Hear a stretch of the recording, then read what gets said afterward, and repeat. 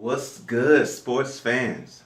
My name is Damian Adams from The Real Deal with Damian Adams. If you are a real sports fan, please press that subscribe button to the YouTube, Facebook, and go check out the podcast, The Real Deal with Damian Adams. Got to put the full thing, like a pimp named Slickback. Put The Real Deal with Damian Adams. Wherever you listen to podcasts, you will find it and you will like it, all right?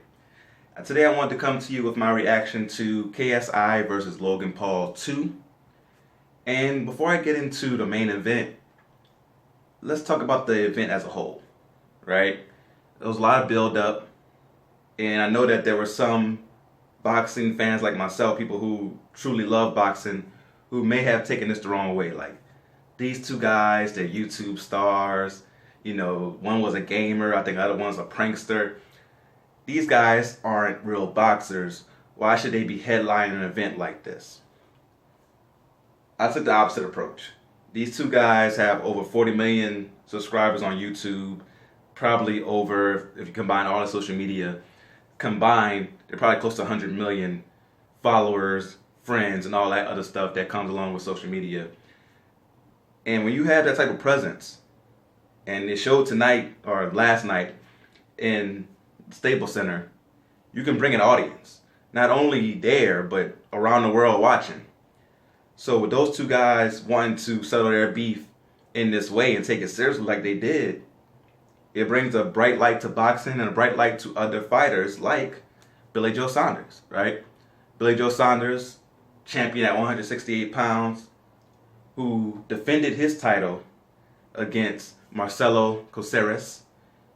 And Billy Joe was somebody who I became a fan of in 2017, right? He has this bravado about him and just a genuine, like, I want to be great attitude to him that really compelled me. And he kind of fell off a little bit. He had a little trouble with drug tests and things of that nature. And now he's trying to get back to where he was after he beat David Lemieux. In this fight, he didn't have that same bounce he had against David Lemieux. When he fought David Lemieux, he's bouncing around. He's southpaw, so he's bouncing around. Come with the straight left, come with the uppercut, bounce back out. And he had just this natural bounce. He's talking mess to David Lemieux while he's beating him up, right? And so some people, that's going to turn him off. But for me, I was like, that's just... that's what gets us with the Floyd Mayweathers, the Muhammad Ali's, the Roy Jones, the fact that they can talk trash and back it up at the same time. Billy Joe was able to do that. Now, in this one, he was having trouble with Caceres, right? I had the fight tied going into the 11th round. There was times where Billy Joe wasn't using that jab. He wasn't out there bouncing on his legs, using the jab. He was fighting on the inside. I didn't understand why. But in that 11th round, man. And the announcers did a good job of pointing out that Caceres may have been getting a little too comfortable, right? He was getting a little too just kissing people in the corner and whatnot. Maybe he thought he had it in the bag. And Billy Joe caught him. He used his angles. The initial first knockdown, if I remember correctly, he went to the side, and he went on an angle, caught him with a right. And then with that second knockdown, that uppercut was nasty. Came in, fake to the right, came to uppercut, caught him clean. Woo! It was pretty much over after that. And Billy Joe is not known for his power. It's only his 14th or 15th knockout of his career. So he's someone who's known more of a technician. For him to get a knockout in the 11th round like that, at the super middleweight division is very impressive. So I definitely have to give my hats off to Billy Joe Saunders. I think he gained more fans in this one, especially with his post-fight interview. He's someone who's very entertaining, seems very real, and I think that he gained some fans from this one in America, and I look forward to seeing what he does going forward. I would love to see him against Canelo. If he's at his top form, like we saw in 2017 against David Lemieux, I do believe he can give Canelo some issues, maybe even someone like a Callum Smith, maybe Daniel Jacobs, if Daniel Jacobs takes care of business in December against Julio Cesar Chavez Jr., So I look forward to seeing what Billy Joe does. And on the other undercard, we had Devin Haney defend his WBC lightweight title against Alfredo Santiago.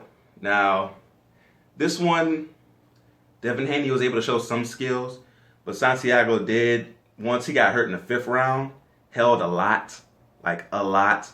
Just kept holding, kept hugging, like he's showing too much love. But Devin Haney is very young. He's only 20 years old.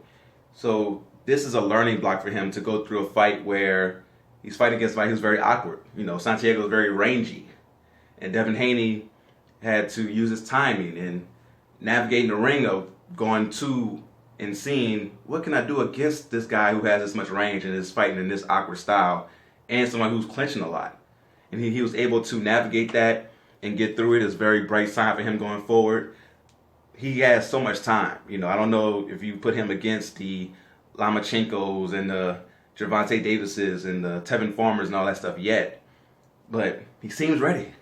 He seems ready, right? But I think there's still a few more building blocks.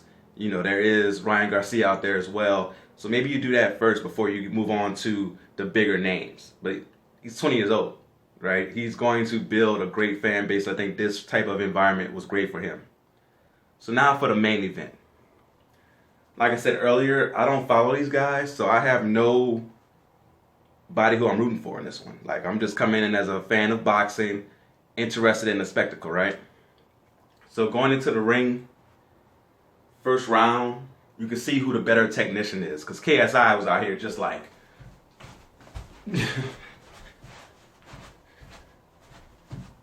he's wild. Mad wild. Logan Paul had more technique. I felt could have took better advantage of the wildness of KSI. But again, he's not somebody who's been boxing for a long time. If KSI was in against a true professional boxer, he'd have been knocked out early. But I like what Logan Paul did with staying behind his jab, being more comfortable. You could tell he's the better athlete, right? Then in the,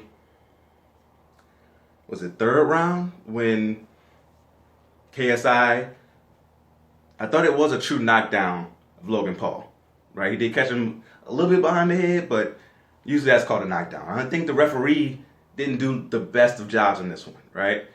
Because in the 4th round, when Logan Paul catches KSI coming in with that uppercut, nasty. That was true great technique. Like, that was a professional uppercut that he landed on KSI. And it shouldn't have been 2 points. Now, if Logan Paul would have kept his composure at that moment once he hit that uppercut and just backed up and attacked regular, instead of trying to hold behind the head and then hitting him again on the ground, he could have ended the fight. Because you saw when KSI got up, he was he's complaining, but he's not, his legs aren't there. So he could have easily, Logan Paul could have easily ended the fight in the 4th round and won. Now, I scored the fight 56-55 for Logan Paul, but I can't say that he got robbed. Maybe he was a victim of petty theft, right? But not a full-on robbery. I can't say that because it was a close fight. I can see how the judges would have scored it for KSI. But it was an overall good night for boxing. If we're going to have more YouTube guys who want to settle beef in that way, I'm for it. Because you get exposure for the true champions like Billy Joe Saunders and Devin Haney. But let me know what you think in the comment section below. Please subscribe to The Real Deal with Damian Adams podcast, YouTube, Facebook, whatever. And until next time, go real or go home.